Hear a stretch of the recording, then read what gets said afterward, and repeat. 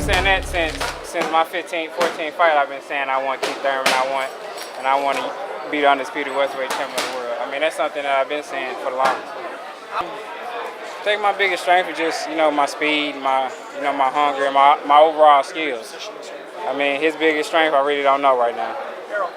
This is Fight Week. We have Errol Spence Jr. going up against Lamont Peterson. The fight takes place Saturday, January 20th at the Barclays Center in Brooklyn, New York, and it'll be broadcast live on Showtime. This is Media Week, which brings us to Gleason's Gym in Brooklyn, New York for the workouts. I mean, anybody can get hit with a good shot. I mean, Lucas Matisse, he's a power puncher. I mean, you get caught by him, in the right spot, it's hard to recover, especially with Matisse just jumping all over you. So, I mean, I'm not going to, take that, I'm going to take that for a grain of salt and just train for it. Lamont Peterson, I know he's a hard worker, he's hungry, and he has a big heart. So, I mean, people shouldn't look past this fight at all. I'm not looking past this fight. Lamont Peterson is a guy who can really fight in this season. I know you're a humble guy, but can you predict like a stoppage or are you going for anything? Is there something you have in mind? Oh, I mean, my style. I mean, my style. Yeah, body. I mean, my style, basically, the outcome, usually is a stoppage. So, I mean, I'm not looking for it, but if it happens, then I'll take it. All right. I'm not sure you saw the IG video, him getting ready with like the medicine ball and hanging. Is it, seeing somebody prepare for your body shots like that, is that something that, okay, maybe I'll switch the style up and, maybe I'll take him out to the top, or are you just going to give him exactly what he's preparing for? Oh, I mean, I just do my game plan. I mean, I don't care, what anybody does in camp to stop doing what I'm doing. My whole thing is the focus on my game plan to do what me and my coach has instructed me to do. So, regardless if he's doing a million crunches or not, my style is go to the body and to the head too. So, it doesn't matter. Let's mix it up, guys. Any questions? Errol. Okay, the atmosphere. Your camp now. Once upon a time, you were just, prospect, Olympian, etc. You've got the belt now. You're the man. Everyone's following you everywhere. You're the guy at 147. You're on most people's pound-for-pound list. How does it feel finally being there? Have you arrived, or is it the same mentality? It's the same mentality. I mean, I arrived as far as my name and, my work's inside the ring, but same mentality is to grind, stay focused, and stay hungry, and keep listening to your coach. Same stuff that got me here, we're going to keep doing and keep building upon it. Do you wake up differently? Like, wow, I'm really pound for pound on the ball now. I don't wake up different. I still change diapers and things like that. Like, everything still goes the same. Errol, as a champion, you talked about how you want to fight the toughest competition out there, Lamont Peterson out there, but after that fight, do you see yourself doing the same route as Mikey Garcia, where he's fighting at 135, 140? Do you see yourself fighting at 147, 154 if you can't get the toughest competition out there? I mean, I could go up to 54 if it's for a title fight and it's the right opportunity. But I mean, so many guys at this weight at 147 that I don't see that I would have to go up or go down or anything like that to get big fights. I should get them here. Danny Garcia has stated that he's willing to fight you after he finishes fighting Brandon Rios and yourself with Peterson. How do you see that happening? Do you see that happening this year, you and Danny Garcia? It could happen. I mean, it could happen. And do you agree with him saying that to prove yourself that you're the top welterweight, that you have to fight Terrence Crawford, just like he did with Keith Thurman? Well, I think to prove myself I'm the top welterweight, I just got to keep beating top welterweight guys. Like Kell Brook, now it's Lamont Peterson. Then after that, we'll see another welterweight guy. So I got to just continue beating welterweight guys and dominating like I've been doing. Do you get tired of answering questions about guys that seem like they don't want to get in the ring with you? I mean, it comes with the territory, but I mean, I do get tired of it sometimes, but I mean, it is what it is, man.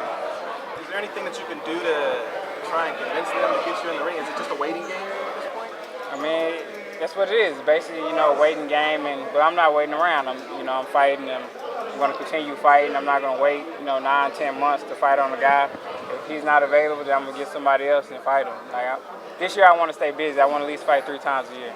You and Lamont got some work in before. Is there anything you can take away from those days, or was that just too far in the past that it doesn't matter? Well, I'm not paying attention to it. I mean, today's today. The past is the past. I'm a different fighter. I'm more developed.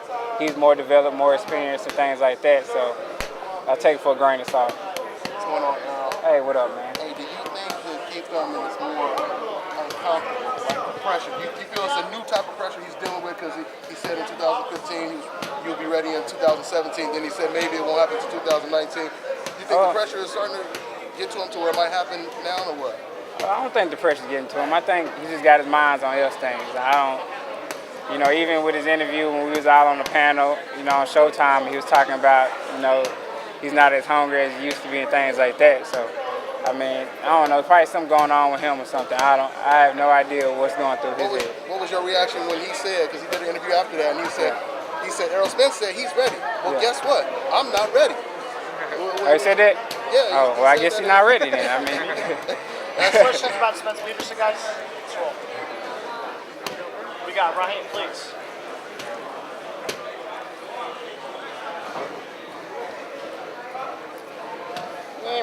We got everything.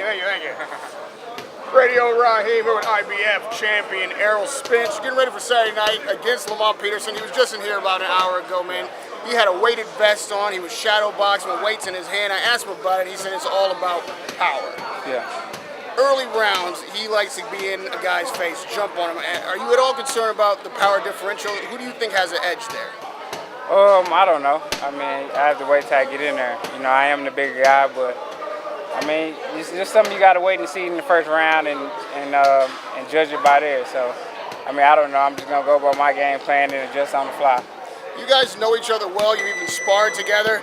Do you know right now if he's making any changes that could give you problems, or do you feel like coming into this fight he could be difficult? He's gonna be difficult. I mean, you know, Lamont Peterson is a guy who can fight.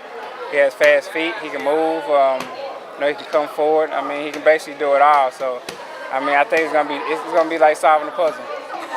Early in the fight, for instance, against Kell Brook, there were some tight rounds in there, close rounds, and you come on a little bit late, and then you go ahead and knock him out. Are you at all concerned about the early rounds if Lamont gets going and gets to being rough and in your face, that this fight could be longer than you expect? No. I mean, I expect a 12-round fight. That's why I train for it. So, if it goes 12, it goes 12. But you know, that's why it's a 12-round fight. If he gets the early rounds and I get the late rounds and you pull it out, then it is what it is. But that's why you got to make adjustments. That's why you got to have a smart coach to see the things that he's doing wrong and capitalize off of them. So I'm not worried about, you know, me losing a round or you losing 2 rounds because I'm just on the fly. Fight fans and critics always like to debate how a guy wins, what his strengths and weaknesses are. When you were in there just now, it seemed like you were putting a lot of concern on accuracy, just timing. It wasn't a whole bunch of mustard on the shots, but they were still seeming effective. Where does your power come from? What is the formula to get the kind of knockouts that you deliver? I mean, it's basically placing your shots. I mean, you know, throwing a whole bunch of shots is cool, but maybe you're not accurate with them, if you don't have the right placing, then you know, the shots wouldn't be nearly as effective. So, you know, we just making the shots count and, you know, not just wasting a whole bunch of energy throwing 1,000 punches around. You know, so, I mean, the power just comes from something inside you, man. And it's how you generate, it's how you turn with your punches, how you shift your body weight. And lastly, Freddie Roach was just in here with his fight, and the conversation turned to you. He said that you or Terrence Crawford was at his top for pound, best fighter in the world right now. And that includes Pacquiao, the fighters that he has. Is it important to you that people recognize you at the top of this list? And what do you think you can do to edge people out and maybe become pound for pound number 1? I mean, it's just something, for me, I would want it to happen organically.